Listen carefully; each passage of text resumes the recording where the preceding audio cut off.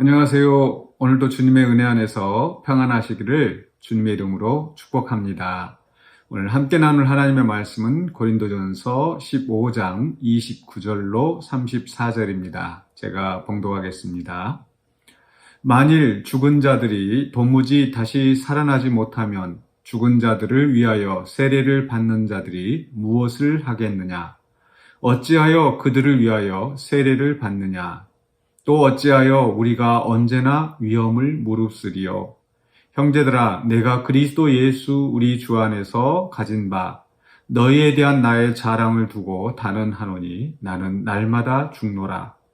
내가 사람의 방법으로 에베소에서 맹수와 더불어 싸웠다면 내게 무슨 유익이 있으리요. 죽은 자가 다시 살아나지 못한다면 내일 죽을 터이니 먹고 마시자 하리라. 속지 말라. 악한 동무들은 선한 행실을 더럽히나니 깨어 의를 행하고 죄를 짓지 말라. 하나님을 알지 못하는 자가 있기로 내가 너희를 부끄럽게 하기 위하여 말하노라. 아멘. 네, 부활신앙으로 깨어 있으라는 제목으로 오늘 본문을 함께 살펴보려고 합니다. 앞에서 바울은 그리스도의 부활을 이야기하고 또 그리스도가 부활하셨기 때문에 우리 성도들의 부활도 있다. 그리스도의 부활은 첫 열매가 되셨다. 또 그리고 그 부활의 완성, 끝이 하나님의 나라, 또 그리스도의 통치로 말미암아 완성되어지는 하나님의 나라가 이루어질 것을 이야기했었습니다. 그리고 나서 이제 오늘 본문의 말씀 속에서는 바로 그 부활 신앙을 가지고 있는 성도라면, 부활의 소망을 가지고 있는 신앙인이라면 이 현실의 삶을 어떻게 살아야 할 것인가, 그 윤리적인 또 신앙생활이 어떠해야 할 것인가를 말씀하고 있습니다. 먼저 29절에서 죽은 자들을 위하여 세례를 받는다라는 거 좀 난해한 성경 구절입니다. 왜냐하면 다른 사람을 위해서 세례를 받는 것도 있을 수 없는 일이고 또 더군다나 그것을 죽은 자들을 위하여서 세례를 받는다. 그래서 어떤 사람들은 이 구절을 가지고 우리가 죽은 사람들을 위해서 어떤 살아있는 사람들이 어떤 덕을 쌓는다든지 이런 것들이 그 사람들의 어떤 그 미래에 영향을 주지 않나. 아마 그 천주교에서 그런 식으로 해서 죽은 자들을 위해서 뭔가를 하는 그런 것들을 정당화하기도 합니다. 그러나 죽은 자들을 위하여서 세례를 받는다는 것은 그 세례에 대한 또 우리의 믿음으로 구원을 받는다는 이런 그 기본적인 교리와 상충되기 때문에 이걸 그 문자 그대로 받아들이기는 어려울 것 같습니다. 그래서 이 초대교회에 또 우리 전통적으로 이 교회에서는 이 구절들을 어떻게 이해했냐면은 죽은 자들을 위하여 그 헬라어의 그 원어의 의미를 좀 더 살펴보면서 죽은 자들 또는 몸들을 위하여 세례를 받는 자들이 이렇게 해석을 합니다. 즉 우리가 이제 세례를 받는 것은 그리스도와 함께 우리가 죽는 것을 의미하고 또 이 세례는 우리 몸에 물을 뿌리거나 또 물에 몸을 잠기는 것이지 않습니까? 그렇다면 우리의 부활이 없다면, 즉 우리의 몸에 부활이 없다면 굳이 죽어서 없어질 이 몸을 위해서 그렇게 물 세례를 받는 것이 무슨 의미가 있느냐, 이렇게 반문을 했다고 해석을 하는 겁니다. 아마 그렇게 이해하시면 좀 더 이 구절을 쉽게 받아들일 수 있을 것 같습니다. 그러니까 우리가 신앙의 입문, 굳이 이렇게 그 죽을 몸을 위한 세례를 몸에 부활이 없다면 할 이유가 없다. 그래서 우리는 어떤 부활의 신앙을 가지고 우리가 세례를 받는 것, 이것이 또 우리 성도의 신앙생활의 입문 단계에 꼭 필요한 일이겠죠. 그런데 그 다음에 주시는 말씀은 무엇입니까? 또 30절에 또 어찌하여 우리가 언제나 위험을 무릅쓰리요. 이것도 역시 몸에 관계된 말씀으로 이해해야 될 것 같습니다. 즉 우리가 사명을 감당하기 위해서 바울이 이야기하는 것처럼 나는 날마다 죽노라. 복음 증거의 사명을 위해서 그 육신의 죽음도 불사하고 육신의 위험도 불사하고 그 사명을 감당하고 있는 거죠. 이것은 바울이나 또 이 사도들뿐만 아니라 모든 성도들에게 주어지는 하나의 도전이기도 합니다. 특히나 그 당시에 이 로마의 박해 아래 있던 성도들은 그 몸의 부활을 믿기 때문에 그 몸의 죽음도 불사하고 그 신앙을 고수했었습니다. 그런데 몸에 부활이 없다면, 야, 이거 몸 죽으면 끝인데 더 소중하게 해야 되지 않겠냐.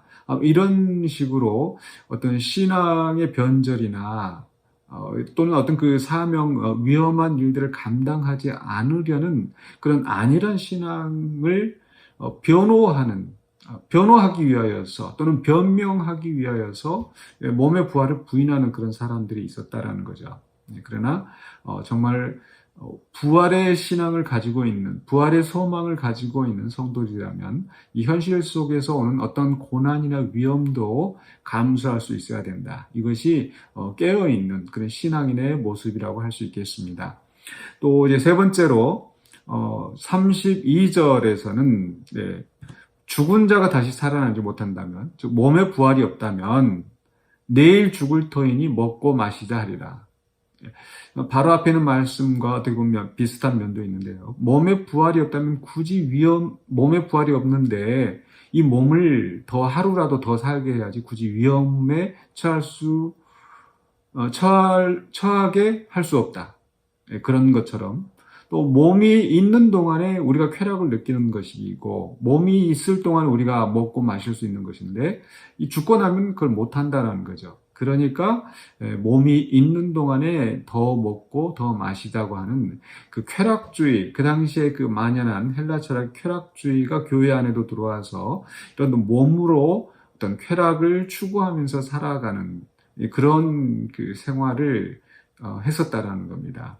그러다 보니까 그런 삶을 더 즐기기 위해서 몸의 부활을 부인하고 또 자기들의 그 행위를, 비도덕적인 그런 행위를 변명하는데 사용하는 겁니다. 그러나 사도 바울은 분명히 이야기합니다. 우리의 몸의 부활이 반드시 있다라는 거. 그러면서 33절에서 속지 말라 악한 동물들은 선한 행실을 더럽힌다.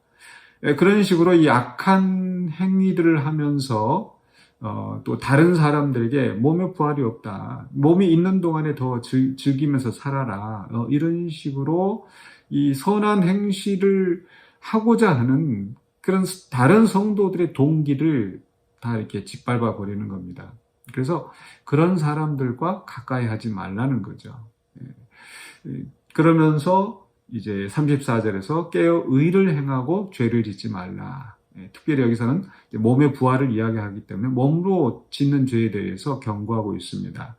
그러면서 의를 행하라. 왜? 우리는 반드시 부활할 것이기 때문에 부활하여서 하나님이 우리에게 주시는 상급을 바라보기 때문에 우리는 우리 몸의 그 위험을 무릅쓰고 순교까지도 각오하면서 또 고난을 감당하며 우리의 사명을 이루어야 된다는 것. 그리고 쾌락을 위하여서 사는 삶이 아니라 의를 위하여서 선한 행실을 위하여서 살아가는 삶이 되어야 한다는 겁니다. 우리는 누구나 다 부활신앙을 가지고 있습니다. 그리스도의 부활을 부인하거나 또는 우리 성도들의 몸을 부인하는 신앙인들은 지금은 많지 않을 것 같습니다. 그러나 정말 그런 부활의 신앙이 있다면 우리가 살아가는 삶이 정말 고난을 감수하고 사명을 감당하며 의를 위하여서 선한 행실을 이루는 그런 깨어있는 삶을 살아야 될 줄로 믿습니다. 오늘도 부활의 신앙을 가지고 또 부활의 든든한 소망 가운데서 또 주님이 기뻐하시는 삶을 살아가는 저와 여러분이 되시기를 주님의 이름으로 축복합니다. 기도하겠습니다.